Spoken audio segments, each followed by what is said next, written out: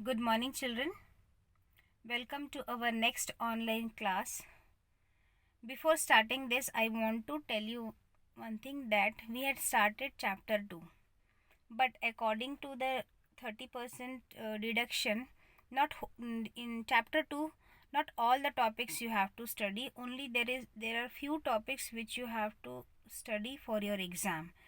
So, according to that syllabus, I am teaching you this chapter because there are only 5 and 6 topics which you have to study from this chapter. Rest no need to study. So now today we am starting that some other essential functions and functionalities. So what is the function and functionalities? Let us see. So let us now talk about some other essential functions that you can use on data frames. For understanding purpose, we are using above used data frames objects what?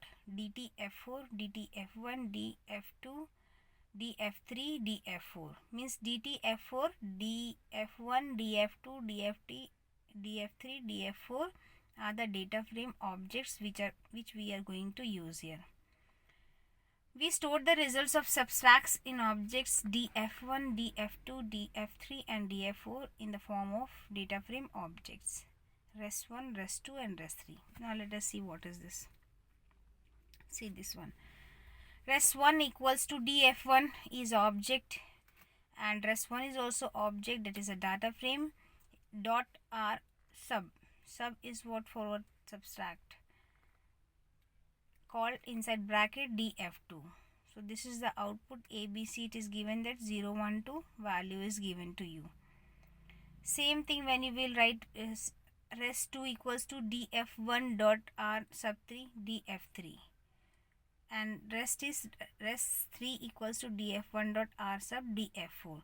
So what you got? You first you got df1 dot r sub df2, you got the value. In df3 what it is given? All the columns have 2 non-null values and 1 null value, and in third one column A and B have all non, column C has a null values.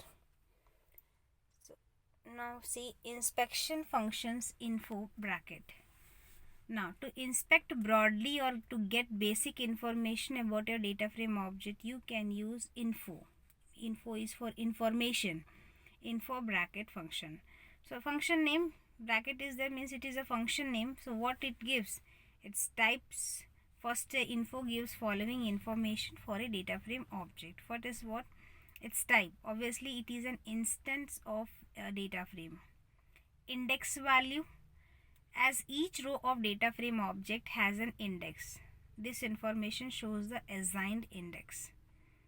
Number of rows in the data frame object. Data columns and values in them. It lists number of columns and count of only non and a value in them. So this is the info function. Now next, data types of each column. The listed data types are not necessarily in the corresponding order to the listed column.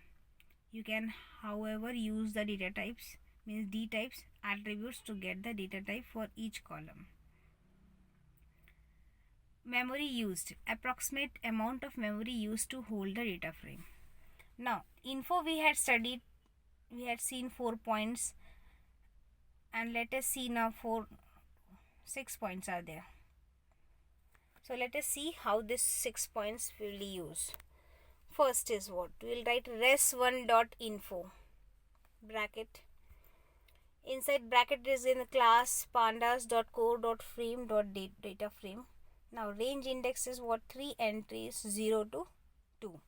Now data columns what? Total 3 columns are there. Means A, B, C, 3 non-null, again 3 non-null and non-null. Like this what? Int 64, because integer we are using, so int 64 we will get that. And memory usage we got that 112.0 bytes memory is used. This is for integer. Now when we will use for float type value, so we will write class pandas dot core dot frame dot data frame. Rest.info you will call, then you will get data columns. Total 3 columns are there, A, B, C, and 3 non-null int 64, non-null int 64 and 0 non-null float 64. So data type how much you had used, you got the value.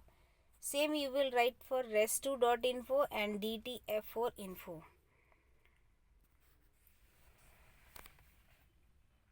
Now next is what? Data frame top and bottom row using head and tail. You can use head and tail to retrieve top 5 or bottom 5 rows respectively of a data frame object if you pass no argument to this. Now how you will use this function head and tail? df.head inside square bracket, small bracket, then square bracket n equals to 5, and df.tail small bracket inside square bracket n equals to 5. What it is in? Argument n equals to, n is optional and default value of n is taken as 5 and 5 rows are listed. Now how you will write? See here what is head and tail. Value is given that ABC column is there, 0 to 11 data is there, and D this where it is string and it is string, it is given that. Now you will call what? Head, when you will call df.head n equals to 5. So here we call that res7.head, that bracket. What output we got? 5 value you are calling. Array starts from 0. So you will get 5 head value, means 0, 1, 2, 3, 4. 5 values we got. A, B, C, D column, we got 5 values in head. And tail calls 5 value. Okay. Then 5 value tails means from down it will be count. So what? 11, 10, 9, 8, 7. 5 values we got from tail. Like this way you can work with head and tail. There are 11 values, but when I will write head, then I will get from top record. There are 12 values, not 11 values. There are 12 values, but when I will write head, so it will start from top. And what n value is given, that n equals to 5, means I want 5 value from this function. So 0, 1, 2, 3, 4, 5 values is over from head. And from tail, it is what it is given, that df dot tail n equals to 5. So from down onwards means 11, 10, 9, 8, 7. 5 values from down. So this is the use of head and tail. There are 12 records, but I don't want. I want top 5 and I want down 5. So like this head and tail will work. Now you can retrieve any number of top rows or bottom rows with head and tail respectively by specified values of n as argument to head or tail. Now here what? df.head n equals to 12 or df.tail n equals to 24. You can give any value of n, means n value depends upon here. Main is n value.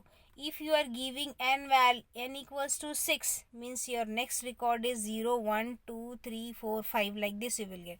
So everything is depend upon the n value, how much you record you want from that data. So n plays a very important role in this. Here what? res.head n equals to 3. 3 values only, same table, we are working with this main table only, 12 records are there, but now what? N equals to what it is given, that 3 only. So what? How much we will get? 0, 1, 2. 3 values we got. And here what? Tail it is given, that tail equals to n equals to 4, means res7 dot tail n equals to 4. So how many records? 10, 11, 10, 9, 8. Like this 4 record we got from down. So n values work in our data. Head and tail, wherever you want record from top or you want record from bottom. So you can also write res7.head n equals to 3 and res7.head 3. Means you can write n equals to 3 or you can write head bracket inside bracket 3. Both will work. It's not mandatory that n equals to you have to write. You can write n value directly, or you can give n equals to 3. Both syntax is okay. Res7 dot tail inside bracket n equals to 4 is res7 dot tail inside bracket you give 4.